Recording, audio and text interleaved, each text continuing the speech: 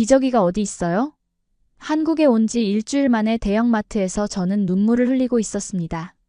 저는 스코틀랜드 방송인 레이첼 모리스입니다. 14년 전 제가 한국 부산의 마트에서 기저귀를 찾지 못해 좌절했던 그 순간이 제 인생을 완전히 바꿔놓을 줄은 상상도 못했습니다. 기저귀 어디 있어요? 라고 물었던 제 서툰 한국어의 직원들은 어리둥절했고 저는 그 자리에서 무력감에 울었습니다. 하지만 그날 이후 저는 결심했습니다. 한국어를 배워야겠다. 이대로는 한국에서 살 수 없어. 그렇게 시작된 여정은 한국인 남편, 두 아이, 박사학위, 그리고 부산시 글로벌 문화대사직까지 이어졌습니다. 지금부터 외국인이 한국에서 진짜 가족을 찾은 14년의 여정, 문화적 차이를 극복한 사랑 이야기, 그리고 부산의 딸로 인정받기까지의 감동적인 순간들을 나누려 합니다. 제 이야기가 여러분에게 위로와 용기가 되길 바랍니다. 구독, 좋아요, 알림 설정도 잊지 마세요. 저는 스코틀랜드의 고원지대, 에든버러 근처의 작은 마을에서 태어나 자랐습니다. 그곳에서는 아침마다 푸른 초원 위로 안개가 자욱하게 피어오르고 천천히 흘러가는 구름 사이로 햇살이 비추는 풍경이 일상이었습니다. 마을 사람들은 서로를 가족처럼 대했고 이웃집의 아이들과 뛰어놀며 어린 시절을 보냈습니다. 제 이름은 레이첼 모리스, 그리고 저는 이제 한국에서 14년째 살고 있는 스코틀랜드 여성입니다. 어릴 때부터 저는 다른 문화와 언어에 관심이 많았습니다. 대학에서 미디어 커뮤니케이션을 전공하고 졸업 후에는 영국 방송국에서 프리랜서 리포터로 일했습니다. 그 당시 저에게 한국이란 단어는 그저 지도 위의 작은 반도, 친구가 떠나간 먼 나라, 생소한 문자와 매운 음식의 나라 정도로만 인식하고 있었습니다. 저는 영국의 안락한 직장과 익숙한 환경 속에서 미래를 그리고 있었습니다. 그러던 어느 날 갑작스럽게 고모의 부고 소식을 들었습니다. 제가 가장 좋아하고 존경했던 분이셨는데 암이라는 병마와 싸우다 결국 저희 곁을 떠나셨습니다. 장례식에서 받은 편지에는 고모의 마지막 유언과 함께 소정의 유산이 남겨져 있었습니다. 레이첼, 인생은 생각보다 짧단다. 추억을 만들러 떠나렴. 그 짧은 문장에는 제 인생을 송두리째 바꿀 힘이 담겨 있었습니다. 장례식 후 저는 방송국에 사직서를 냈습니다. 동료들은 저의 갑작스러운 결정에 놀라워했지만 제 마음은 이미 다른 곳으로 향하고 있었습니다. 고모가 남긴 유산으로 저는 세계 여행을 계획했고 그것이 저의 새로운 시작이 될 것이라 믿었습니다. 여행 계획을 세우던 중 대학 시절 친구 소피아에게서 연락이 왔습니다. 그녀는 한국 수원에서 영어 교사로 일하고 있었는데 자신의 학교에 외국인 교사를 구하고 있다는 소식을 전해왔습니다. 레이첼, 네가 고민 중이라면 한번 와볼래? 한국은 정말 놀라운 나라야. 서울은 현대적이고 빠르게 움직이지만 시골로 가면 아직 전통이 살아있어. 게다가 안전하고 대중교통도 잘 되어 있어서 여자 혼자 여행하기에도 좋아. 소피아의 제안은 저에게 매력적으로 다가왔습니다. 아시아는 제가 한 번도 가보지 못한 대륙이었고 그 중에서도 한국은 신비로운 나라처럼 느껴졌습니다. 유럽과는 완전히 다른 문화, 언어, 역사를 가진 곳에서 새로운 경험을 할 수 있을 것 같았습니다. 그렇게 저는 한국행 비행기 티켓을 예약했고 한 달 후 인천국제공항에 발을 디뎠습니다. 처음 도착했을 때의 충격은 아직도 생생합니다. 공항에서부터 느껴지는 정돈된 깔끔함, 직원들의 공손한 태도, 그리고 무엇보다 놀라웠던 것은 기술적인 발전이었습니다. 공항 곳곳에 있는 디지털 안내판, 자동화된 시스템, 그리고 빠른 와이파이는 제가 상상했던 아시아의 모습과는 달랐습니다. 소피아는 저를 맞이해 수원으로 데려갔고 그곳에서 저는 한 달간 그녀의 집에 머물며 한국 생활에 적응할 시간을 가졌습니다. 수원에서의 생활은 새롭고 흥미로웠지만 저는 더 큰 모험을 원했습니다. 소피아의 소개로 알게 된 영어 교육기관에서는 부산에 있는 성인 영어학원의 자리를 제안했습니다. 서울이나 수원에 남을 수도 있었지만 바다가 있는 도시, 사람들이 덜 복잡한 곳에서 살고 싶었습니다. 게다가 부산은 국제영화제로 유명하다고 했고 제가 영화를 좋아했기 때문에 더욱 끌렸습니다. 그렇게 저는 부산행 KTX를 탔습니다.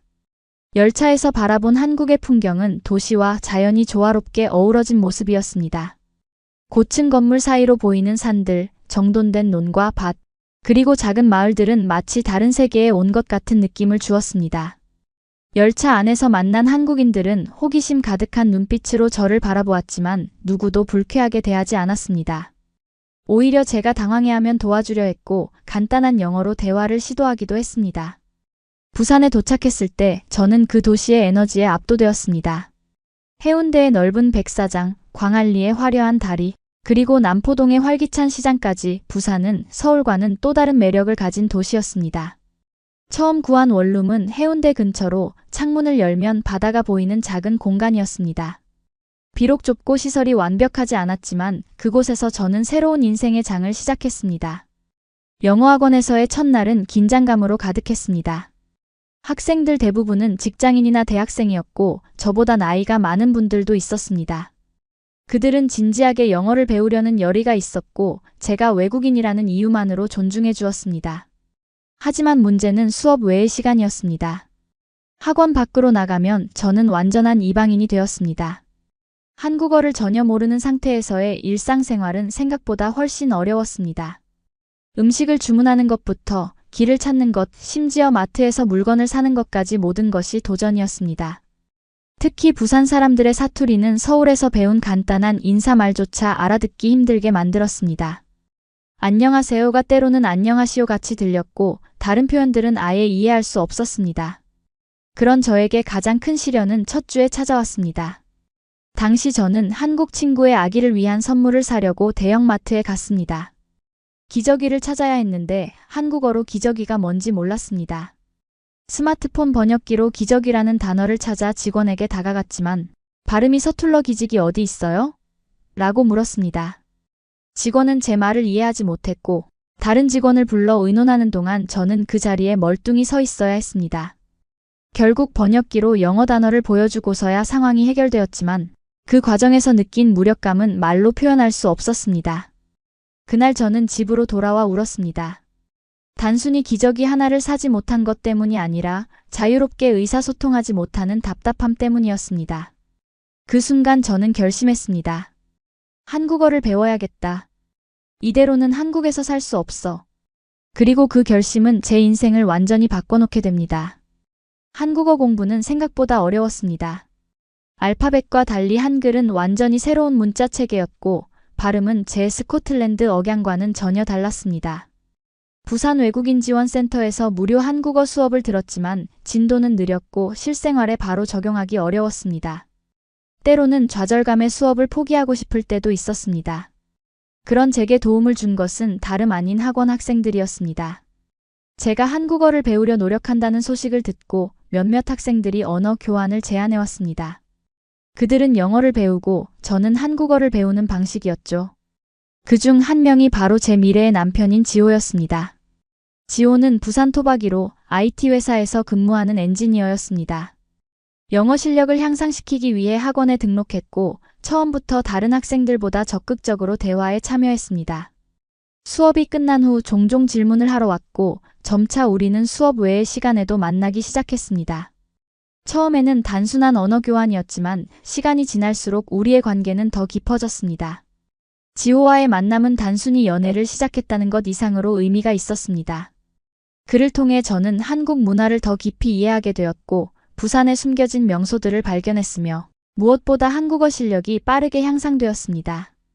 그는 인내심을 가지고 제 서툰 한국어를 교정해 주었고 부산 사투리의 특징과 매력을 알려주었습니다.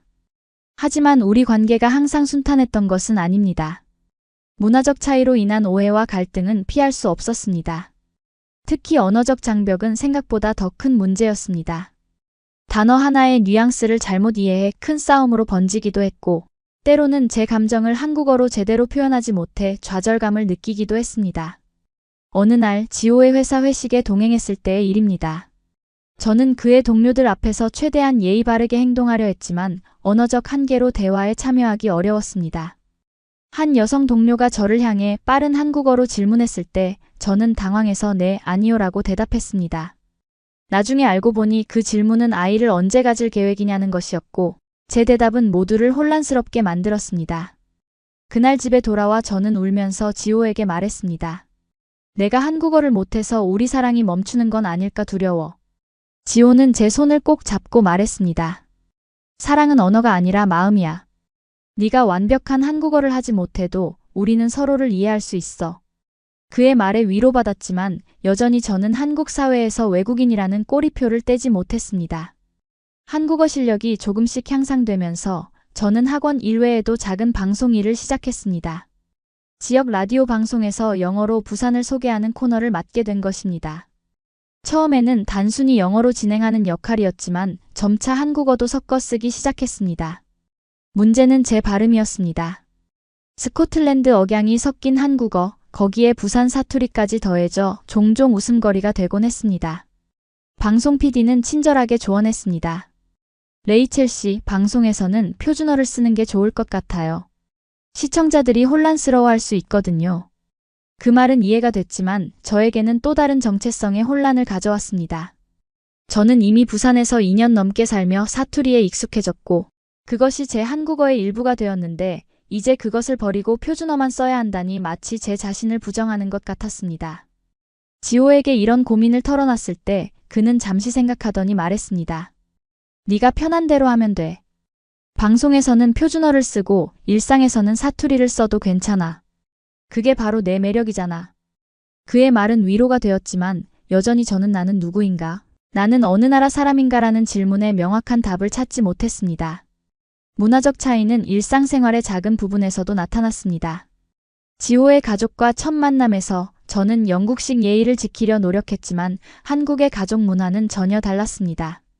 시부모님은 저를 반갑게 맞아주셨지만 처음부터 많은 질문을 하셨고 때로는 너무 직접적이어서 당황스러웠습니다. 결혼하면 아이는 언제 낳을 거예요? 한국에서 계속 살 거예요? 아니면 영국으로 돌아갈 거예요? 이런 질문들은 서양에서라면 첫 만남에서 절대 묻지 않을 것들이었습니다. 더 어려웠던 것은 지호의 친구들과의 모임이었습니다. 한국의 회식 문화는 저에게 생소했고 특히 술을 강요하는 분위기는 불편했습니다. 한 번은 지호의 고등학교 동창회에서 저는 술을 거절했다가 외국인이라 한국 문화를 몰라서 그래라는 말을 들었습니다. 그 말에 저는 상처받았지만 그것이 악의가 아닌 단순한 무지에서 비롯된 것임을 알게 되었습니다.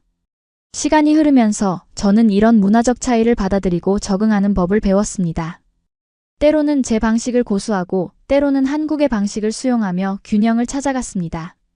지호도 저와 함께 성장했습니다. 그는 서양 문화에 대해 더 많이 배우려 노력했고 종종 제 입장에서 생각해 보려고 했습니다. 우리는 서로의 문화를 존중하면서도 우리만의 독특한 생활 방식을 만들어갔습니다. 어느새 부산에서의 생활도 3년 차에 접어들었습니다. 저는 이제 기본적인 한국어로 일상 대화가 가능해졌고 부산의 이곳저곳을 제 발로 다닐 수 있을 만큼 적응했습니다. 하지만 여전히 외국인이라는 벽은 높았고 진정한 소속감을 느끼기에는 부족했습니다. 그런 제게 큰 변화를 가져온 사건이 찾아왔습니다. 부산에서 매년 열리는 국제게임 페스티벌의 시즌이 돌아왔습니다. 그 해에는 특별히 해외게임 개발사들의 참여가 많아 영어와 한국어를 모두 할 수 있는 MC를 찾고 있었습니다. 지호의 회사가 행사의 기술 지원을 맡고 있었기 때문에 그는 제게 이 기회를 소개해 주었습니다. 레이첼, 네가 딱 맞을 것 같아. 영어도 잘하고 이제 한국어도 괜찮게 하잖아. 처음에는 망설였습니다. 방송 경험이 있긴 했지만 수천 명 앞에서 두 언어를 오가며 진행한다는 것은 큰 도전이었습니다. 게다가 게임에 대한 전문 지식도 부족했죠. 하지만 지호의 격려와 제 자신의 도전 정신이 결국 저를 오디션장으로 이끌었습니다. 오디션은 예상보다 잘 진행되었습니다. 비록 완벽한 한국어는 아니었지만 제 진정성과 열정이 전달된 것 같았습니다. 일주일 후 페스티벌 주최 측으로부터 합격 통보를 받았을 때의 기쁨은 이루 말할 수 없었습니다. 이것은 단순히 일자리를 얻은 것 이상의 의미가 있었습니다. 처음으로 한국 사회에서 외국인이 아닌 전문가로서 인정받는 느낌이었으니까요. 행사 준비 기간은 정신없이 바빴습니다.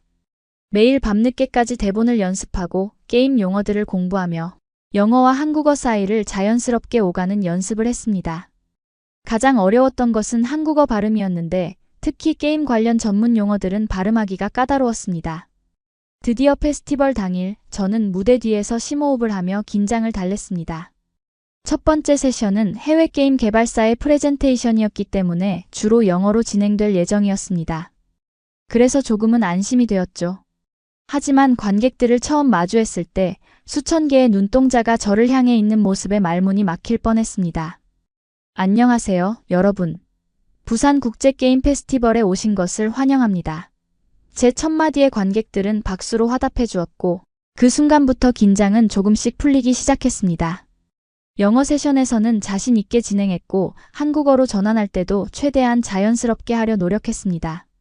첫 세션이 끝나고 쉬는 시간 스태프 한 명이 다가와 말했습니다. 레이첼 씨, 사투리가 좀 섞여 있네요. 하지만 그래서 더 정겹고 친근해요. 관객들도 좋아하는 것 같아요. 그 말을 들었을 때 저는 처음으로 한국어를 잘하지 않아도 진심은 통할 수 있다는 것을 깨달았습니다. 행사는 3일간 계속되었고 날이 갈수록 저는 더 자신감을 얻었습니다. 특히 한국어와 영어를 번갈아 사용하면서 저만의 독특한 진행 스타일을 만들어갔습니다. 때로는 실수도 했지만 관객들은 그런 순간에도 따뜻한 박수로 응원해 주었습니다. 마지막 날 폐막식에서 주최 측은 저를 무대로 불러 특별히 감사의 뜻을 전했고 그 순간 관객들의 환호성은 제 마음을 뭉클하게 만들었습니다. 페스티벌이 끝난 후 저는 예상치 못한 제안들을 받기 시작했습니다. 지역 방송사에서 정규 프로그램 MC를 제안했고 몇몇 게임 회사에서는 홍보 모델로 활동해달라는 요청도 왔습니다. 그중 가장 흥미로웠던 것은 유튜브 채널 운영 제안이었습니다. 한 콘텐츠 제작사에서 제게 한국에서 살아가는 외국인의 시선을 담은 콘텐츠를 만들어 보자는 것이었습니다. 이 모든 변화는 제 인생의 방향을 바꾸어 놓았습니다. 단순히 영어 교사에서 미디어 인사로 발돋움하는 계기가 된 것이죠. 하지만 가장 큰 변화는 내면에서 일어났습니다. 저는 더 이상 한국에서 살아가는 이방인이 아니라 한국 사회의 일부가 되어가고 있다고 느꼈습니다. 지호와의 관계도 더욱 깊어졌습니다. 그는 제 성공을 진심으로 기뻐해 주었고 앞으로의 계획에 대해 함께 고민해 주었습니다. 어느 날 저녁 한강변을 걷던 중 지호는 갑자기 무릎을 꿇고 반지를 꺼냈습니다. 레이첼, 내 아내가 되어줄래? 그 순간 저는 망설임 없이 네라고 대답했습니다. 결혼 준비는 또 하나의 문화적 충돌을 가져왔습니다. 한국의 결혼 문화는 영국과는 매우 달랐고 특히 양가 부모님들의 의견 조율이 쉽지 않았습니다. 제 부모님은 한국까지 오시기 어려웠기 때문에 우리는 영국에서의 작은 예식과 한국에서의 본식 두 번의 결혼식을 계획했습니다. 영국에서의 예식은 소박했지만 감동적이었습니다. 스코틀랜드의 전통에 따라 지호는 킬트를 입었고 백파이프 연주 속에 우리는 서약을 나누었습니다. 제 부모님과 친척들은 지호를 진심으로 환영해 주었고 비록 언어는 통하지 않았지만 마음으로 소통하는 모습을 보여주셨습니다. 특히 아버지께서 지호에게 건넨 말씀이 기억납니다. 우리 레이첼을 행복하게 해주길 바란다네. 언제든 스코틀랜드가 그리워지면 이곳으로 돌아오게. 한국으로 돌아와 진행된 본식은 훨씬 규모가 컸습니다. 지호의 가족들과 친구들, 그리고 제가 부산에서 만난 지인들까지 200명이 넘는 하객들이 참석했습니다. 한복을 입고 패백을 드리는 순간 저는 이제 정말 한국 가족의 일원이 되었다는 실감이 났습니다. 시어머니께서 제게 건넨 말씀은 아직도 마음에 남아 있습니다. 이제 타국에서 혼자가 아니야. 우리가 내 가족이니까. 결혼 후 우리는 부산 해운대 근처의 작은 아파트를 얻었습니다. 신혼생활은 행복했지만 여전히 문화적 차이로 인한 작은 갈등들은 있었습니다. 예를 들어 명절 때 시댁, 방문과 관련된 전통은 저에게 익숙지 않은 것이었고 때로는 부담스럽게 느껴졌습니다. 하지만 지호는 항상 이해심 많게 제 입장을 배려해 주었고 시부모님도 외국인 며느리에 대한 기대치를 조정해 주셨습니다. 결혼 1년 차에 저는 임신 소식을 알게 되었습니다. 첫 아이를 갖게 된다는 기쁨도 컸지만 동시에 한국에서 외국인으로서 아이를 키운다는 것에 대한 두려움도 있었습니다. 특히 산전 관리부터 출산 그리고 육아에 이르기까지 한국의 시스템은 저에게 생소했습니다. 임신 초기 병원에서 산모교실에 참가했을 때의 일입니다. 다른 모든 임산부들이 한국인이었고 강의는 당연히 한국어로 진행되었습니다. 비록 제 한국어 실력이 많이 향상되었지만 의학 용어는 여전히 어려웠고 중요한 정보를 놓칠까봐 불안했습니다. 그때 한 간호사가 제게 다가와 영어로 된 자료를 건네주었습니다. 외국인 산모를 위한 가이드북이에요. 도움이 되길 바랍니다. 그 작은 배려가 저에게는 큰 위로가 되었습니다. 그리고 점차 임신 생활에 적응해가면서 한국의 산모 케어 시스템이 얼마나 체계적이고 세심한지 깨닫게 되었습니다. 정기적인 검진, 영양관리, 그리고 출산 준비 교육까지 모든 것이 세밀하게 계획되어 있었습니다. 영국에 있는 친구들에게 이런 경험을 이야기했을 때 그들은 놀라워했습니다. 한국의 의료 시스템이 그렇게 발전했다고? 임신 7개월 차에 접어들었을 때 시어머니께서 우리 집에 자주 오시기 시작했습니다. 처음에는 그저 걱정되셔서 오신 줄 알았는데 나중에 알고 보니 한국의 전통적인 산모 케어를 준비하고 계셨던 것입니다. 출산 전부터 출산 후까지 필요한 음식, 용품, 그리고 조리법까지 하나하나 알려주셨습니다. 어느 날 시어머니께서 장을 보고 돌아오시면서 기쁜 표정으로 말씀하셨습니다. 아이고, 우리 기지개 사러 가자. 처음에는 무슨 말씀인지 이해하지 못했습니다. 기지개요? 그러자 시어머니께서 웃으시며 쇼핑백을 보여주셨습니다. 그 안에는 기저귀 패키지가 가득했습니다. 그 순간 저는 깨달았습니다. 기지개는 제가 그토록 찾던 기저귀였던 것입니다. 3년 전 대형마트에서 당황했던 그 기억이 떠올랐고 저도 모르게 눈물이 흘렀습니다. 시어머니께서는 제 눈물을 보고 걱정하셨지만 저는 웃으며 설명했습니다. 아니에요. 행복해서 우는 거예요. 제가 한국에 처음 왔을 때 기저귀를 찾으려다 당황했던 기억이 나서요. 그 이야기를 들으신 시어머니께서는 제 손을 꼭 잡아주시며 말씀하셨습니다. 이제는 혼자가 아니야. 우리가 함께 있잖아. 우리 첫 아이 민서는 부산의 따뜻한 봄날에 태어났습니다. 출산 과정은 힘들었지만 한국 병원의 전문적인 케어 덕분에 안전하게 아이를 낳을 수 있었습니다. 특히 산후조리원에서의 2주간 경험은 저에게 큰 문화 충격이었습니다. 영국에서는 출산 후 빠르게 집으로 돌아가는 것이 일반적인데 한국에서는 전문 시설에서 산모와 아기를 철저히 케어해주는 시스템이 갖춰져 있었습니다. 산후조리원에서 만난 다른 산모들은 처음에는 제가 외국인이라는 점 때문에 조금 어색해했지만 곧 아기 이야기로 함께 웃고 울 수 있는 친구가 되었습니다. 그들과의 대화를 통해 한국의 육아 방식, 전통적인 산후조리법, 그리고 아기용품 선택에 이르기까지 많은 것을 배웠습니다. 처음으로 저는 외국인이 아닌 그저 엄마로서 동등하게 대우받는 느낌이었습니다. 민서가 100일이 되었을 때 우리는 전통적인 100일 잔치를 열었습니다. 지호의 가족들과 친구들, 그리고 제 지인들이 모두 모여 아이의 건강을 기원했습니다. 시어머니께서는 직접 100일 떡을 준비해 오셨고 한복을 입은 민서의 모습은 너무나 사랑스러웠습니다. 그날 저는 화상통화로 영국에 계신 부모님께 이 모든 풍경을 보여드렸고 그분들도 함께 기뻐해 주셨습니다. 아이를 키우면서 한국 생활의 또 다른 측면을 발견하게 되었습니다. 특히 부산의 안전함, 편리한 대중교통, 그리고 아이와 함께 할 수 있는 다양한 시설들은 육아에 큰 도움이 되었습니다. 공원에서 아이와 놀다가 잠시 자리를 비워도 안전하다는 믿음, 밤늦게 유모차를 끌고 산책해도 두렵지 않은 환경은 영국에서는 상상하기 어려운 것들이었습니다. 민서가 6개월이 되었을 때 저는 다시 일을 시작했습니다. 이번에는 유튜브 채널 운영에 더 집중하기로 했는데 집에서 콘텐츠를 만들 수 있어 육아와 병행하기에 적합했기 때문입니다. 제 채널의 주제는 한국에서의 외국인 엄마 생활이었고 예상보다 많은 구독자들의 관심을 받았습니다. 특히 한국의 육아 시스템, 문화적 차이에 따른 재미있는 에피소드, 그리고 부산의 숨은 명소 소개 등의 콘텐츠가 인기를 끌었습니다. 유튜브 활동이 활발해지면서 저는 더 많은 한국인들과 교류하게 되었고 자연스럽게 한국어 실력도 향상되었습니다. 특히 콘텐츠 제작을 위해 다양한 장소를 방문하고 사람들을 만나면서 부산이라는 도시를 더 깊이 이해하게 되었습니다. 해운대와 광안리 같은 유명 관광지 너머에 있는 골목길, 오래된 시장, 그리고 지역 주민들만 아는 맛집 등을 발견하는 재미가 쏠쏠했습니다. 그러던 중 지호에게서 기쁜 소식이 전해졌습니다.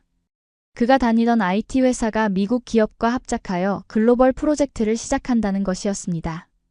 지호는 영어와 한국어를 모두 구사할 수 있는 팀장으로 발탁되었고 이는 그의 경력에 큰 도약이 될 기회였습니다.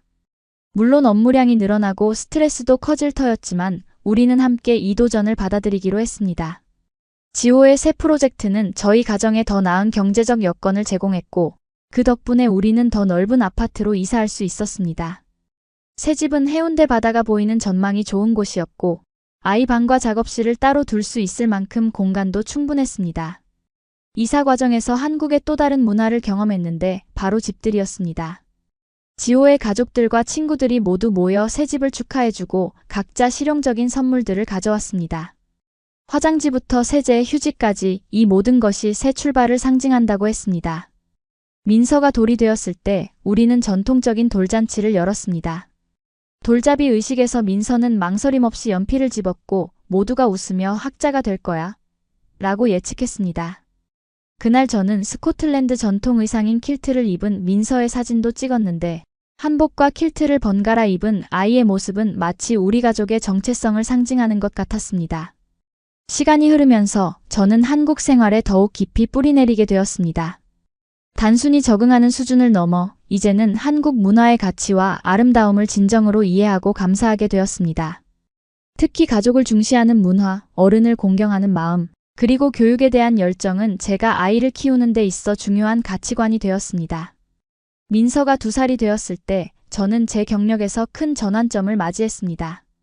유튜브 채널이 10만 구독자를 달성했고 이를 계기로 지역 방송사에서 정규 프로그램 진행 제안을 받게 된 것입니다. 프로그램의 콘셉트는 외국인의 시선으로 바라본 한국이었고 매주 부산의 다양한 장소를 방문하여 문화, 음식, 그리고 사람들의 이야기를 소개하는 내용이었습니다. 이 제안은 매력적이었지만 동시에 큰 도전이기도 했습니다. 유튜브는 제가 편집과 내용을 모두 컨트롤할 수 있었지만 TV 프로그램은 더 많은 사람들과 협업해야 했고 더 높은 수준의 한국어 실력이 요구되었습니다. 고민 끝에 저는 이 기회를 잡기로 했고 그것은 제 인생에서 또 하나의 중요한 결정이 되었습니다. 프로그램 준비 과정은 예상보다 훨씬 힘들었습니다. 대본 리딩부터 카메라 앞에서의 자세, 그리고 발음 교정까지 모든 것이 세심하게 다루어졌습니다. 특히 발음 코치와 함께한 시간은 때로는 좌절감을 안겨주기도 했습니다. 제 부산 사투리 억양이 때로는 매력으로, 때로는 개선해야 할 점으로 지적되었기 때문입니다. 첫 방송날 저는 극도의 긴장 상태였습니다. 카메라 앞에 서자마자 머릿속이 하얘지는 것 같았고 준비한 대본을 잊어버릴까 봐 두려웠습니다. 하지만 첫 인사를 건넨 후 조금씩 자연스러워지기 시작했고 결국 첫 촬영은 성공적으로 마무리되었습니다. 프로그램은 예상보다 더 좋은 반응을 얻었습니다. 특히 시청자들은 제가 한국 문화를 바라보는 신선한 시각과 솔직한 반응에 호감을 보였습니다. 예를 들어 전통시장에서 처음 번데기를 맛보는 장면이나 한국의 찜질방, 문화를 체험하는 에피소드는 많은 사랑을 받았습니다. 시청자들은 제가 한국 문화를 존중하면서도 솔직하게 반응하는 모습에 친근감을 느꼈다고 합니다. 프로그램이 인기를 끌면서 저는 더 많은 기회를 얻게 되었습니다. 라디오 출연부터 각종 행사의 MC까지 활동 범위가 넓어졌고 자연스럽게 수입도 증가했습니다. 이러한 성공은 저에게 자신감을 주었고 더 큰 꿈을 꾸게 만들었습니다. 그러나 직업적 성공이 커질수록 가정과의 균형을 유지하는 것은 더욱 어려워졌습니다. 종종 밤늦게까지 촬영이 있었고 주말에도 행사가 잡히는 경우가 많았습니다. 민서는 점점 자라면서 엄마의 관심과 시간을 더 많이 필요로 했고 저는 종종 죄책감에 시달렸습니다. 좋은 엄마가 되는 것과 성공적인 경력을 쌓는 것, 두 가지를 모두 가질 수 있을까? 라는 의문이 끊임없이 제 마음을 괴롭혔습니다. 이런 고민 속에서 지호는 항상 든든한 지원군이 되어주었습니다. 그는 자신의 바쁜 일정에도 불구하고 육아에 적극적으로 참여했고 저의 경력을 응원해 주었습니다.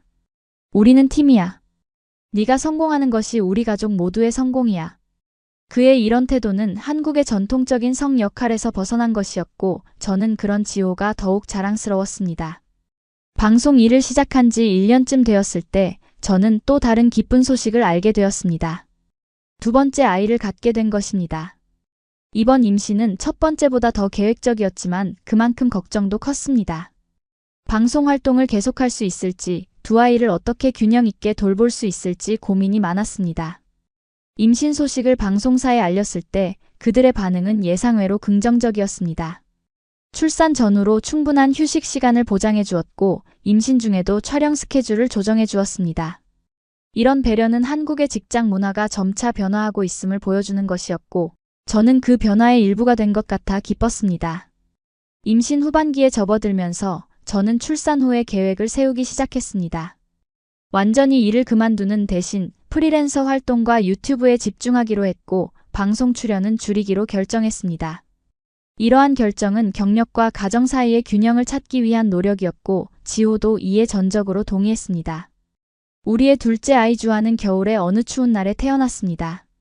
첫 아이 때와는 달리 이번에는 출산 과정이 더 순조로웠고 산후 회복도 빨랐습니다.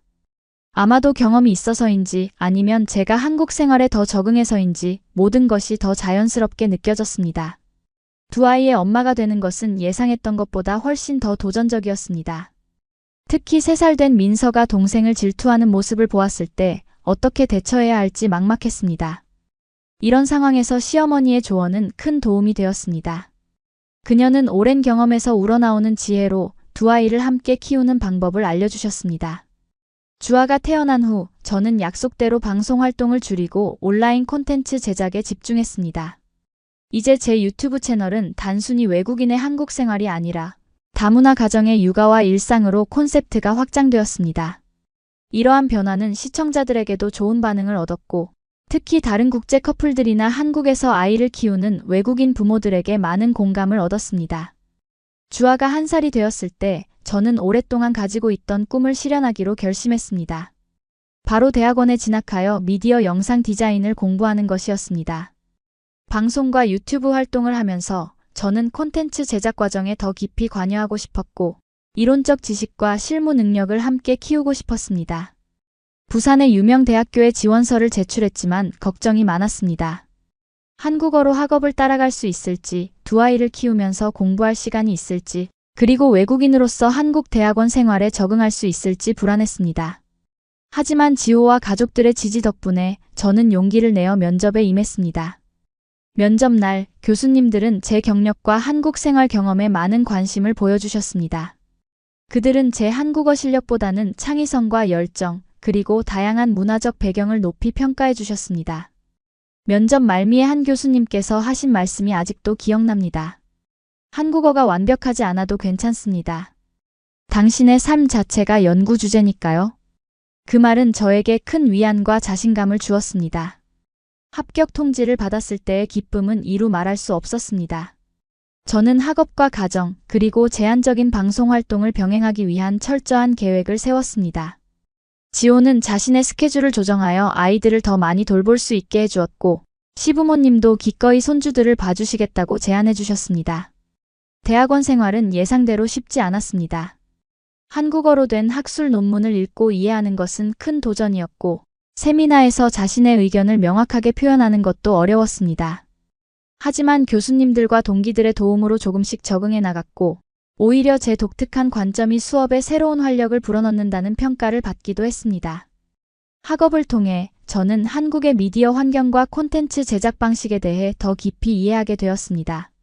특히 한국 드라마와 예능 프로그램의 글로벌 성공 요인, 그리고 디지털 콘텐츠 소비 패턴에 관한 연구는 제 실무 경험과 맞물려 더욱 흥미로웠습니다. 저는 이러한 학술적 지식을 바탕으로 제 콘텐츠의 질을 높이고 더 다양한 주제를 다룰 수 있게 되었습니다. 대학원 2학기 제 연구 주제를 정해야 할 시기가 왔습니다. 많은 고민 끝에 저는 다문화 가정의 미디어 콘텐츠 소비와 정체성 형성이라는 주제를 선택했습니다. 이 주제는 제 개인적 경험과 직결된 것이었고 한국 사회에서 점차 중요해지는 이슈이기도 했습니다. 연구를 위해 저는 부산 지역의 다양한 다문화 가정을 인터뷰하기 시작했습니다. 그들의 이야기는 저와 비슷하면서도 각각 독특했고 많은 경우 저보다 더 어려운 상황에서 용기 있게 살아가고 있었습니다. 한국인과 결혼한 베트남, 필리핀, 중국 여성들, 그리고 저처럼 서양에서 온 배우자들까지 그들 모두가 자신만의 방식으로 한국 사회에 적응하고 있었습니다. 이 과정에서 저는 제 자신의 정체성에 대해 더 깊이 생각하게 되었습니다. 저는 여전히 스코틀랜드 사람이면서 동시에 한국의 일부가 되어가고 있었습니다.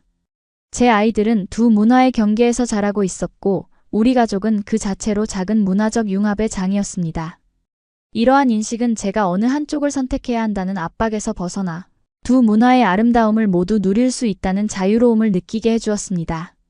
연구가 진행될수록 저는 미디어가 다문화 가정의 정체성 형성에 얼마나 큰 영향을 미치는지 깨닫게 되었습니다. TV 프로그램에서의 외국인 묘사 방식, 인터넷 콘텐츠에서의 고정관념, 그리고 소셜미디어를 통한 소통, 방식 등이 모두 다문화 가정의 사회적 인식과 자아 이미지에 영향을 주고 있었습니다. 이 연구 결과를 바탕으로 저는 대학원 세미나에서 발표할 기회를 얻었고 예상 밖으로 큰 호응을 얻었습니다. 교수님들은 제 연구가 실제 경험에서 우러나온 진정성이 있다고 평가해 주셨고, 다른 학생들도 한국 사회의 다문화적 측면에 대해 새롭게 생각하게 되었다고 말해 주었습니다. 세미나 후 한 지역 신문사 기자가 저에게 인터뷰를 요청했습니다. 그들은 제 연구와 개인적 경험에 관심이 있었고, 이를 통해 한국 사회의 다문화 수용성에 대한 기사를 준비하고 있었습니다. 인터뷰는 부산의 한 카페에서 진행되었고, 저는 솔직하게 제 생각과 경험을 나누었습니다. 한국 생활의 어려움과 기쁨, 두 문화 사이에서 균형을 찾아가는 과정, 그리고 한국 사회가 더 포용적으로 변화하기를 바라는 제 희망까지. 인터뷰 기사가 발행된 후 예상치 못한 반응들이 쏟아졌습니다.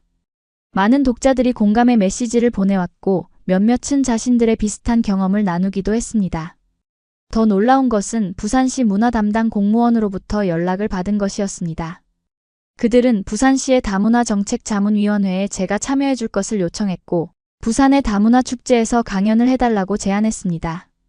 이러한 제안은 저에게 큰 영광이었지만 동시에 큰 책임감도 느끼게 했습니다. 저는 단순히 제 개인적 경험만이 아니라 다양한 다문화 가정의 목소리를 대변해야 한다는 사명감을 가지게 되었습니다. 이를 위해 저는 더 많은 다문화 가정들을 만나고 그들의 이야기를 듣기 시작했습니다. 자문위원회 활동을 통해 저는 한국의 정책 입안 과정을 가까이에서 보게 되었습니다. 때로는 관료적이고 변화가 더디게 느껴질 때도 있었지만 한국 사회가 점차 다양성을 인정하고 포용하는 방향으로 나아가고 있음을 확인할 수 있었습니다.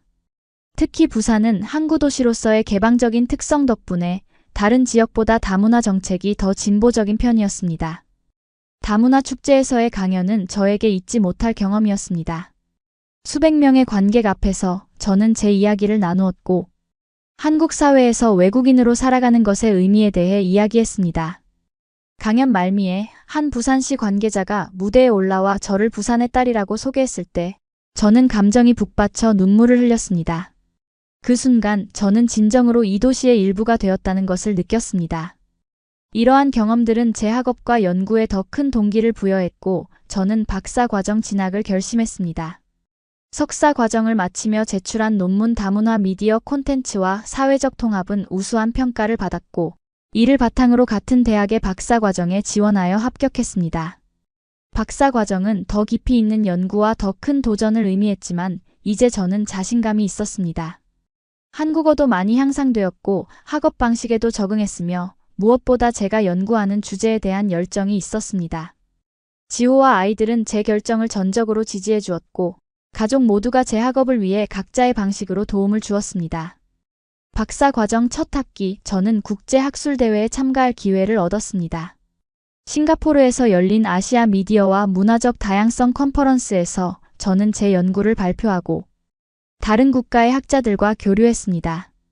그곳에서 만난 많은 연구자들이 한국의 다문화 정책과 미디어 환경에 관심을 보였고, 몇몇은 공동 연구를 제안하기도 했습니다.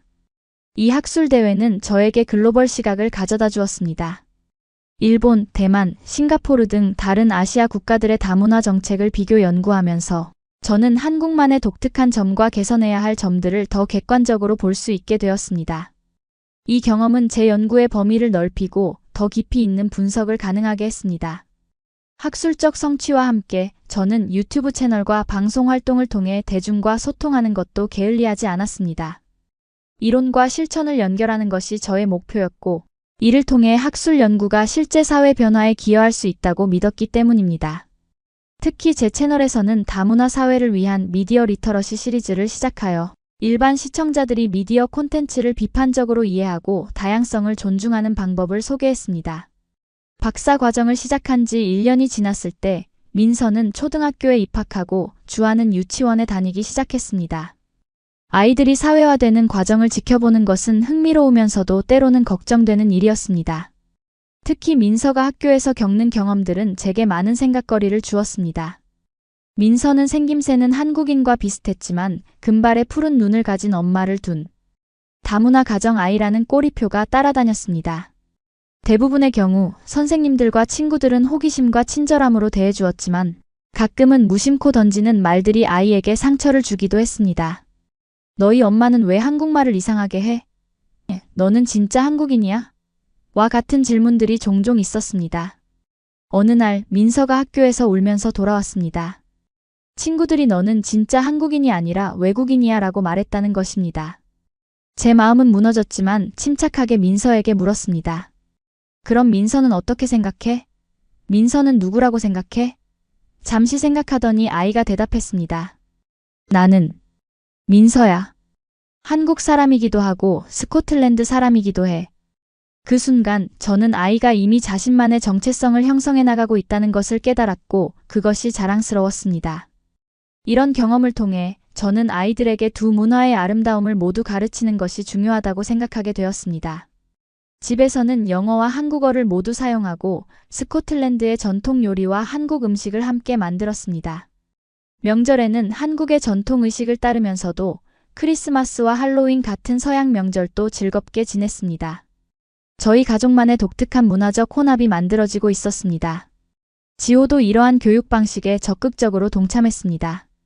그는 아이들에게 한국의 역사와 전통을 가르치면서도 스코틀랜드의 문화에 대해서도 관심을 보였습니다. 함께 영어 동화책을 읽고 스코틀랜드 음악을 들으며 가끔은 저와 함께 영국 영화를 보기도 했습니다. 이러한 노력 덕분에 아이들은 자연스럽게 두 문화를 받아들이고 있었습니다. 흥미로운 점은 아이들이 상황에 따라 언어와 행동 방식을 바꾸는 능력이었습니다. 학교나 친구들과 있을 때는 완벽한 한국어와 한국적 매너를 보여주다가도 집에서 저와 있을 때는 영어로 전환하고 서양적인 표현 방식을 보여주었습니다. 이러한 코드 스위칭 능력은 두 문화 사이에서 자라는 아이들의 자연스러운 적응 메커니즘이었고 그들에게 특별한 강점이 될 것이라고 생각했습니다. 가족으로서 우리는 점점 더 견고해졌습니다. 지호는 회사에서 더 높은 직위로 승진했고 이로 인해 더 많은 책임과 함께 더 나은 근무 조건을 얻게 되었습니다. 특히 재택근무가 일부 가능해져서 그는 가정에 더 많은 시간을 할애할 수 있게 되었습니다. 저는 박사과정과 미디어 활동을 병행하면서도 가족과의 시간을 최우선으로 두려고 노력했습니다. 아이들이 자라면서 우리는 더 다양한 가족 활동을 즐기게 되었습니다. 주말마다 부산의 다른 명소들을 방문하기도 하고 가끔은 제주도나 서울로 짧은 여행을 떠나기도 했습니다. 특히 기억에 남는 것은 민서의 생일에 맞춰 떠난 경주 여행이었습니다. 천년의 역사를 간직한 도시에서 우리는 함께 한국의 과거를 탐험했고 아이들은 실제 역사 현장에서 배움의 즐거움을 경험했습니다. 우리 가족에게 또 하나의 중요한 행사는 영국 방문이었습니다. 2년마다 한 번씩 우리는 스코틀랜드의 제 부모님을 방문했고 그곳에서 아이들은 또 다른 문화적 뿌리를 경험할 수 있었습니다. 할아버지, 할머니와 함께 하이랜드의 초원을 뛰어다니고 스코틀랜드 전통 음식을 맛보며 저의 어린 시절 이야기를 듣는 시간은 아이들에게 소중한 추억이 되었습니다. 흥미로운 점은 아이들이 영국에 있을 때는 한국인으로서의 정체성을 더 강하게 느낀다는 것이었고 반대로 한국에 있을 때는 자신들의 스코틀랜드 혈통을 더 의식한다는 점이었습니다. 이것은 정체성이 상대적이고 상황에 따라 유동적일 수 있다는 것을 보여주는 좋은 예였습니다. 가족의 성장과 함께 저희 집은 점점 더 다문화적 공간이 되어갔습니다. 책장에는 한국어와 영어 책들이 나란히 꽂혀 있었고 벽에는 한국 풍경화와 스코틀랜드 풍경사진이 함께 걸려 있었습니다. 부엌에서는 김치와 스코틀랜드 전통 음식인 하기스를 위한 공간이 공존했고 거실에서는 한국 드라마와 영국 다큐멘터리가 번갈아 재생되었습니다. 시간이 흐르면서 우리 가족의 이중 문화는 더 이상 갈등의 원인이 아니라 우리만의 독특한 정체성이 되었습니다. 아이들은 두 세계에서 자유롭게 오갈 수 있는 능력을 가진 글로벌 시민으로 성장하고 있었고 지호와 저는 서로의 문화를 존중하고 배우며 더욱 풍요로운 관계를 만들어갔습니다. 특히 기쁜 일은 영국에 계신 제 부모님도 이제는 한국 문화에 많은 관심을 보이신다는 점이었습니다. 그분들은 화상통화로 아이들과 간단한 한국어를 연습하셨고 방문할 때마다 김치와 된장찌개 같은 한국 음식을 즐기셨습니다. 작년 방문 때는 아버지께서 직접 한복을 입어보시겠다고 하셔서 모두가 놀랐던 기억이 납니다. 이렇게 문화적 교류는 양쪽 가족 모두에게 일어나고 있었습니다. 모든 것이 순조롭게 진행되던 중 우리 가족에게 예상치 못한 위기가 찾아왔습니다. 지호가 회사 출장 중 갑작스럽게 쓰러져 병원에 실려간 것입니다. 진단 결과는 과로로 인한 심근경색 초기 증상이었고, 다행히 빠른 조치로 큰 위험은 넘겼지만 의사는 지호에게 장기간의 휴식과 생활 방식의 변화를 권고했습니다. 이 사건은 우리 가족에게 큰 충격이었고, 특히 저에게는 한국 의료 시스템을 직접 경험하는 기회가 되었습니다. 병원 의료진들의 전문성과 첨단 장비 그리고 세심한 케어는 인상적이었습니다. 특히 놀라웠던 것은 건강보험 시스템이었는데, 이로 인해 고액의 치료비 부담 없이 최상의 치료를 받을 수 있었습니다. 영국의 국민건강서비스 NHS와는 또 다른 방식으로 효율적인 시스템이라고 느꼈습니다. 지호의 입원 기간 동안 저는 학업과 일, 그리고 두 아이의 돌봄까지 모든 것을 혼자 감당해야 했습니다. 이 시간은 육체적으로나 정신적으로 매우 힘들었지만 주변 사람들의 도움으로 극복할 수 있었습니다. 시부모님은 아이들을 돌봐주셨고, 이웃들은 음식을 가져다 주었으며 대학원 동료들은 제 학업을 도와주었습니다. 특히 감동적이었던 것은 제가 다니던 대학의 교수님들이 제 상황을 이해하고 논문 제출 기한을 연장해 준 것이었습니다. 또한 방송사에서도 제 스케줄을 조정해 주어 가족에 더 집중할 수 있게 배려해 주었습니다. 이런 경험을 통해 저는 한국 사회의 또 다른 측면인 정과 공동체 의식을 깊이 느낄 수 있었습니다. 지호가 퇴원한 후 우리는 가족의 미래에 대해 진지하게 대화하기 시작했습니다. 그의 건강이 최우선이었고 현재의 고압적인 회사 생활은 지속 불가능해 보였습니다. 오랜 고민 끝에 지호는 회사를 그만두고 자신의 기술로 프리랜서 개발자로 전환하기로 결정했습니다. 이는 수입의 불안정을 의미했지만 더 유연한 시간 관리와 스트레스 감소를 가져올 것이었습니다.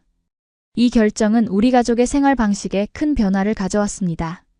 지호는 이제 집에서 일하며 아이들과 더 많은 시간을 보낼 수 있게 되었습니다. 그는 또한 제 콘텐츠 제작에도 도움을 주기 시작했으며 점차 우리는 직업적으로도 협력하는 파트너가 되어갔습니다. 그는 기술적 측면을, 저는 창의적 측면을 담당하는 방식으로 우리는 더 다양하고 질 높은 콘텐츠를 만들어낼 수 있었습니다. 이 위기를 통해 우리 가족은 더욱 단단해졌고 서로에 대한 사랑과 헌신이 깊어졌습니다. 지호는 이 경험을 통해 일과 삶의 균형에 대해 다시 생각하게 되었고, 저 역시 무엇이 진정으로 중요한지 다시 한번 깨닫게 되었습니다. 아이들도 아버지의 회복 과정을 지켜보며 가족의 의미와 건강의 중요성을 배우게 되었습니다. 위기를 극복한 후 우리는 새로운 도전을 시작했습니다. 지호와 저는 다문화 가정을 위한 온라인 플랫폼을 만들기로 했습니다. 이 플랫폼은 한국에 사는 외국인 부모들과 국제 결혼 가정들에게 정보, 조언, 그리고 커뮤니티를 제공하는 것을 목표로 했습니다. 지호가 기술적 개발을, 저는 콘텐츠와 커뮤니티 관리를 맡았습니다. 이 프로젝트는 처음에는 작은 규모로 시작되었지만 점차 많은 사람들의 관심을 받게 되었습니다. 특히 코로나19 팬데믹 동안 많은 다문화 가정들이 고립감을 느끼던 시기에 우리 플랫폼은 중요한 소통의 창구가 되었습니다. 온라인 모임, 정보 공유, 그리고 상호 지원이 이루어지는 공간으로 성장했고, 이는 우리에게 큰 보람을 주었습니다. 이 활동은 저의 박사 연구와도 자연스럽게 연결되었습니다. 플랫폼을 통해 수집된 다양한 경험과 이야기들은 귀중한 연구자료가 되었고, 이를 바탕으로 저는 더 깊이 있는 분석과 제안을 할 수 있었습니다. 제 연구는 이제 단순한 학문적 작업이 아니라 실제 사회적 변화를 위한 활동과 연결되어 있었습니다. 우리의 플랫폼은 부산시의 관심도 받게 되었고, 시청의 다문화 정책 부서에서 공식적인 협력을 제안받기도 했습니다. 이를 통해 우리는 정책 입안자들에게 다문화 가정의 실제 니즈와 어려움을 전달할 수 있는 통로를 마련했고, 이는 더 나은 정책을 위한 밑거름이 되었습니다. 이러한 활동들을 통해 저는 단순히 한국에 적응하는 단계를 넘어 한국 사회에 기여하는 단계로 나아가게 되었습니다. 이는 제게 큰 만족감을 주었고 한국에서의 제 삶에 더 큰 의미를 부여했습니다. 저는 이제 제 자신을 외국인이 아닌 한국 사회의 일원으로 진정으로 느낄 수 있었습니다. 박사 과정 3년 차에 접어들면서 저는 논문 작성에 본격적으로 집중하기 시작했습니다. 저의 연구 주제 디지털 시대의 다문화 가정과 미디어 정체성은 학계에서 관심을 받았고, 몇몇 국제 학술지에서는 제 중간 연구 결과를 게재해달라는 요청을 받기도 했습니다.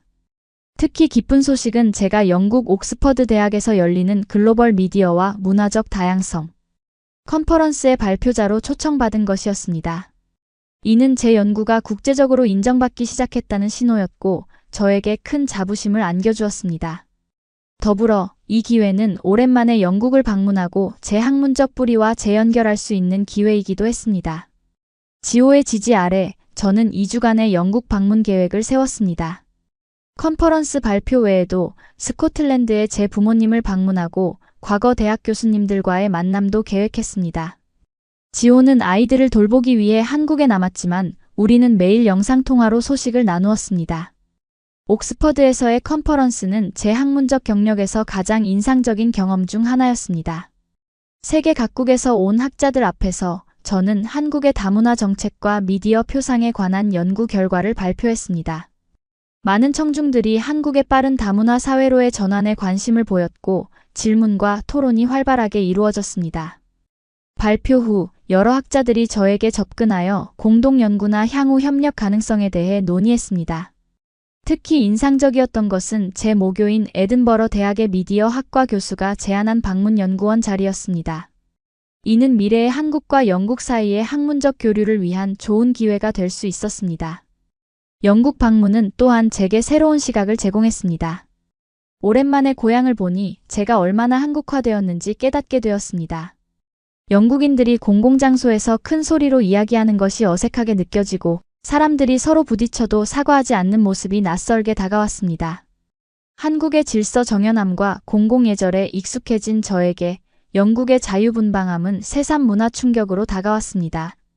부모님과 시간을 보내면서 그분들은 제가 말투나 행동 방식에서 한국적 요소를 많이 가지고 있다고 지적했습니다. 무의식 중에 허리를 숙여 인사한다든지 양손으로 물건을 건넨다든지 하는 작은 습관들이었습니다. 심지어 친구들은 제가 영어를 말할 때도 한국식 억양이 살짝 섞여 있다고 말했습니다. 이러한 발견들은 제게 재미있으면서도 생각할 거리를 주었습니다. 한국으로 돌아온 후 저는 더욱 열정적으로 논문 작성에 몰두했습니다. 영국에서의 경험은 제 연구에 새로운 비교 시각을 더해주었고 저는 한국과 영국의 다문화 정책 및 미디어 환경을 비교 분석하는 장을 논문에 추가했습니다. 이 작업은 제 연구의 깊이와 범위를 확장시켰습니다. 논문 작업과 병행하여 저는 유튜브 채널을 통해 더 많은 콘텐츠를 제작했습니다. 특히 인기를 끌었던 시리즈는 한국에서의 14년 내가 배운 것들이었는데 이는 제가 한국 생활을 통해 얻은 통찰과 경험을 공유하는 콘텐츠였습니다. 언어 학습의 중요성, 문화적 차이를 존중하는 방법, 그리고 한국 사회에서 외국인으로서 자신만의 공간을 만드는 방법 등을 다루었습니다. 이 시리즈는 예상 외로 많은 한국인 시청자들에게도 인기를 얻었습니다. 그들은 외국인의 시각으로 본 자신들의 문화에 관심을 가졌고 종종 제가 한국 문화의 긍정적 측면을 강조한 것에 감사 메시지를 보내왔습니다. 이를 통해 저는 한국인들에게도 그들의 문화에 대한 새로운 관점을 제공하고 있다는 것을 깨달았습니다. 채널의 성장과 함께 저는 더 많은 브랜드 제안과 협업 기회를 받게 되었습니다. 특히 한국 상품을 글로벌 시장에 알리고자 하는 기업들이 제 채널에 관심을 보였고 저는 신중하게 제 가치관과 맞는 협업만을 선택했습니다. 이러한 활동은 추가적인 수입원이 되었고 가족의 재정적 안정에 기여했습니다. 학문적으로도 점차 인정받기 시작했습니다. 제 논문은 국내외 여러 학술지에 게재되었고 한국 미디어와 문화 연구 분야에서 제 이름이 알려지기 시작했습니다. 대학에서는 특별 강연을 요청받기도 했고 다른 대학에서는 객원 교수 제안을 받기도 했습니다. 이러한 기회들은 제 경력에 새로운 가능성을 열어주었습니다. 특히 기쁜 일은 부산대학교에서 강의할 기회를 얻은 것이었습니다. 글로벌 미디어와 문화 다양성 과목을 한 학기 동안 가르치게 되었는데 이는 제가 항상 꿈꿔왔던 것이었습니다. 대학 강의를 준비하는 과정은 힘들었지만 학생들과 지식과 경험을 나눌 수 있다는 기대에 설렜습니다. 첫 강의 날 저는 극도로 긴장했습니다. 외국인 교수가 한국어로 강의하는 것은 흔하지 않았고 학생들이 제 발음이나 표현을 이해하지 못할까봐 걱정됐습니다. 하지만 강의가 시작되자 학생들은 열린 마음으로 저를 맞아주었고 오히려 제가 두 문화의 경험을 가진 교수라는 점에 관심을 보였습니다. 학기가 진행될수록 강의는 점점 더 대화형으로 변화해갔습니다. 학생들은 질문을 많이 했고 때로는 제 개인적인 경험에 대해서도 물었습니다. 저는 이론적 지식뿐만 아니라 실제 생활에서의 문화적 차이와 적응 과정에 대해서도 솔직하게 이야기했습니다. 이러한 접근 방식은 학생들이 글로벌 시대의 문화적 다양성, 문제를 더 구체적으로 이해하는 데 도움이 되었습니다. 학기 말 학생들의 평가는 매우 긍정적이었고 학과에서는 다음 학기에도 강의를 계속해달라고 요청했습니다. 이는 제 학문적 경력에서 중요한 발판이 되었고 저는 한국 고등교육 시스템 내에서의 제 위치를 점차 확립해 나갔습니다. 이러한 직업적 성취와 함께 저의 박사 논문도 마무리 단계에 접어들었습니다. 4년간의 연구와 집필을 거쳐 저는 드디어 디지털 시대의 다문화 가정과 미디어 정체성, 한국의 사례를 중심으로 논문을 완성했고 심사를 앞두게 되었습니다. 논문 심사 당일 저는 그 어느 때보다 긴장했습니다. 5명의 교수님들 앞에서 제 연구를 발표하고 질문에 답해야 했습니다. 발표는 순조롭게 진행되었지만 질의응답 시간은 까다로웠습니다. 특히 방법론과 이론적 프레임워크에 관한 날카로운 질문들이 많았고 때로는 제 한국어 실력의 한계로 정확히 답변하기 어려운 순간도 있었습니다. 그러나 심사위원들은 제 연구의 가치와 기여도를 높이 평가해 주셨고 몇 가지 수정사항을 조건으로 논문을 통과시켜 주셨습니다. 그중 한 교수님은 제게 특별한 칭찬을 해주셨습니다. 외국인으로서 한국어로 이 수준의 학문적 작업을 완성한 것은 정말 대단한 성취입니다. 당신의 연구는 한국 사회와 다문화 연구에 중요한 기여가 될 것입니다. 그 말을 들었을 때 저는 지난 4년간의 고된 여정이 모두 가치 있었다고 느꼈습니다. 언어적 장벽, 문화적 차이, 그리고 가정과 학업 병행의 어려움에도 불구하고 저는 마침내 목표를 달성했습니다. 박사 학위 수여식에서 지호와 아이들, 그리고 시부모님까지 함께 자리해 주셔서 그 기쁨은 더욱 컸습니다.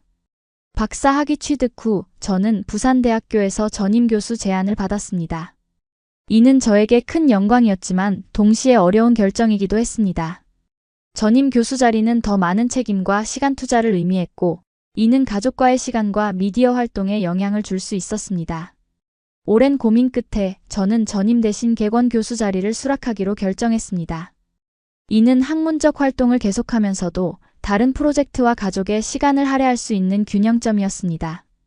대학 측은 이해해 주었고 저는 주 2일 강의와 연구 활동을 통해 학문적 커리어를 이어나갔습니다.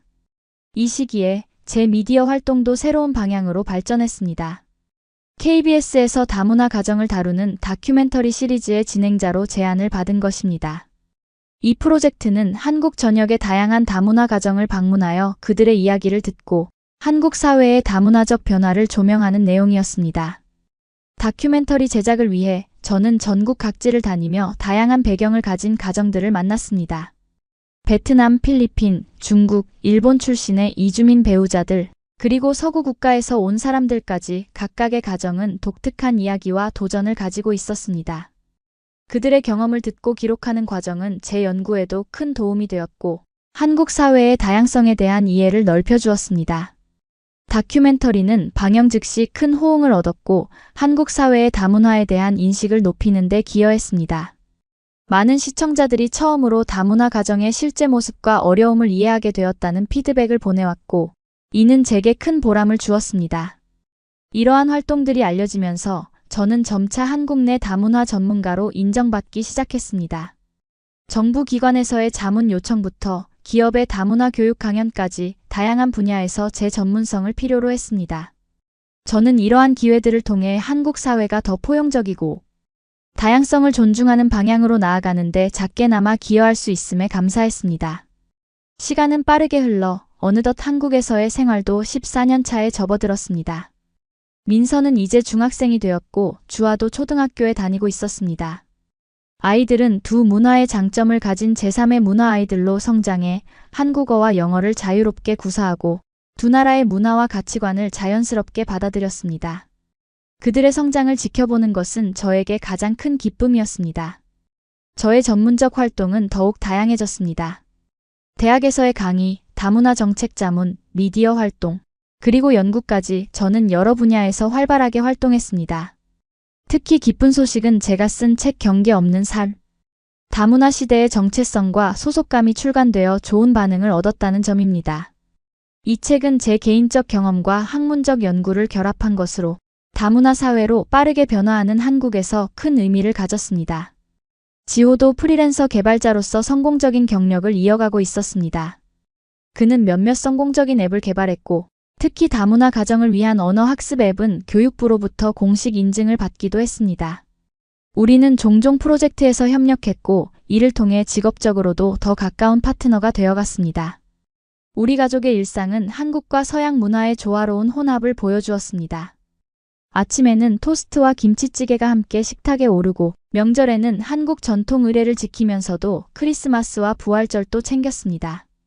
아이들은 태권도를 배우면서 동시에 스코틀랜드 전통 춤인 하일랜드 댄스도 연습했고, 집에서는 한국어와 영어가 자연스럽게 섞여 사용되었습니다.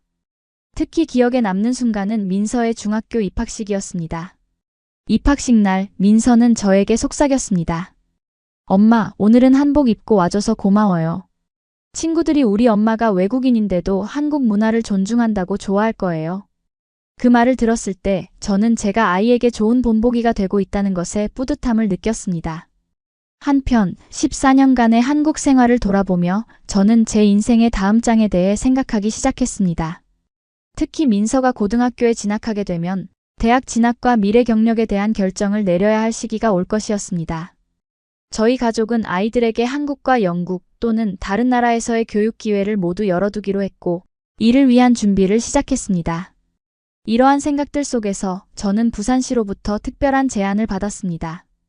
바로 부산 글로벌 문화대사로 활동해달라는 것이었습니다. 이 역할은 부산의 문화와 매력을 국제적으로 알리고 다문화 교류를 촉진하는 일이었습니다. 저에게는 제 두 세계를 연결하는 완벽한 기회로 느껴졌고 기쁘게 수락했습니다. 대사활동의 일환으로 저는 부산을 방문한 외국 대표단을 안내하고 국제 행사에서 부산을 소개하며 해외 미디어 인터뷰에 응하는 등 다양한 활동을 했습니다. 이 과정에서 저는 부산이라는 도시에 더 깊은 애정을 느끼게 되었고, 이곳이 정말 제 제2의 고향이 되었다는 것을 실감했습니다. 특별히 감동적이었던 순간은 부산시청에서 열린 부산의 글로벌 시민 행사였습니다. 이 행사에서 시장님은 저를 부산의 딸이라고 소개했고 제게 감사패를 수여했습니다. 그 순간 제 눈에는 눈물이 고였고 오랜 여정을 통해 제가 진정으로 이 도시의 일원이 되었다는 것을 느꼈습니다. 단순히 한국에 적응한 것이 아니라 이곳에 속하게 된 것입니다. 이러한 경험들은 저의 정체성에 대한 이해를 더욱 깊게 했습니다. 저는 이제 스스로를 스코틀랜드 출신의 한국인이라고 생각하게 되었고, 이 두 가지 정체성이 충돌하는 것이 아니라 조화롭게 공존할 수 있다는 것을 깨달았습니다. 문화적 정체성은 고정된 것이 아니라 경험과 관계를 통해 끊임없이 진화하는 것이라는 점을 몸소 체험한 것입니다. 스코틀랜드에 계신 제 부모님도 이제는 이해하고 지지해 주셨습니다. 처음에는 제가 한국에 영구적으로 정착하는 것을 걱정하셨지만 이제는 제 선택을 존중해 주셨고 매년 방문하실 때마다 한국 문화에 더 많은 관심을 보이셨습니다. 작년에는 아버지께서 직접 김치를 만들어 보겠다고 도전하셨는데 그 모습은 정말 웃음을 자아냈습니다. 영국의 친구들과 동료들도 제 한국 생활과 성취에 관심을 가졌습니다. 그들 중 일부는 제 유튜브 채널을 통해 한국 문화를 접하게 되었고 몇몇은 실제로 부산을 방문하기도 했습니다. 한 친구는 방문 후 이렇게 말했습니다. 레이첼, 네가 왜 이곳을 사랑하는지 이제 알겠어. 부산은 정말 특별한 곳이구나. 미래에 대한 계획을 세우면서 지호와 저는 한국과 영국을 오가는 생활을 고려하기 시작했습니다. 아이들이 대학에 진학하게 되면 그들에게 두 나라에서의 경험 기회를 주고 싶었고 저 자신도 두 곳 모두와의 연결을 유지하고 싶었습니다. 이는 현실적인 도전이 될 것이지만 우리는 이미 많은 어려움을 극복해온 것처럼 이것도 해결할 수 있을 거라 믿었습니다. 그리고 무엇보다 중요한 것은 이 모든 여정이 저에게 가르쳐준 교훈이었습니다. 언어, 문화, 국경을 넘어서 결국 사람과 사람 사이의 연결이 가장 중요하다는 것. 그리고 그 연결의 핵심에는 한국인들이 정이라고 부르는 그 특별한 감정적 유대가 있다는 것을 깨달았습니다. 한국에서 보낸 14년은 저를 완전히 다른 사람으로 바꾸어 놓았습니다. 처음에는 낯설고 두려웠던 이 나라는 이제 제 마음의 고향이 되었고 처음에는 이해하기 어려웠던 문화는 이제 제 일부가 되었습니다. 저는 이제 자신 있게 말할 수 있습니다. 나는 한국, 특히 부산의 사랑을 받은 사람입니다. 작은 도전에서 시작된 이 여정, 단순히 기저귀 하나를 찾으려던 그 순간부터 한국어를 배우고 사랑을 찾고 가정을 이루고 학문적 성취를 이루기까지 모든 과정이 제 인생에 의미 있는 장들이 되었습니다. 그리고 이 모든 이야기는 아직 끝나지 않았습니다. 앞으로도 저와 제 가족은 두 문화의 경계를 넘나들며 우리만의 독특한 이야기를 계속 써나갈 것입니다. 한국에서의 14년을 돌아보면 처음에 가졌던 편견과 두려움이 얼마나 근거 없는 것이었는지 깨닫게 됩니다. 한국은 낙후된 아시아 국가라는 무지한 생각은 한국의 놀라운 기술력, 효율적인 공공 시스템, 안전한 사회 환경, 그리고 무엇보다 사람들의 따뜻한 정 앞에서 완전히 산산조각 났습니다. 저는 이제 알게 되었습니다. 한국이 보여준 정은 단순한 문화적 친절을 넘어 삶의 방식이자 철학이라는 것을.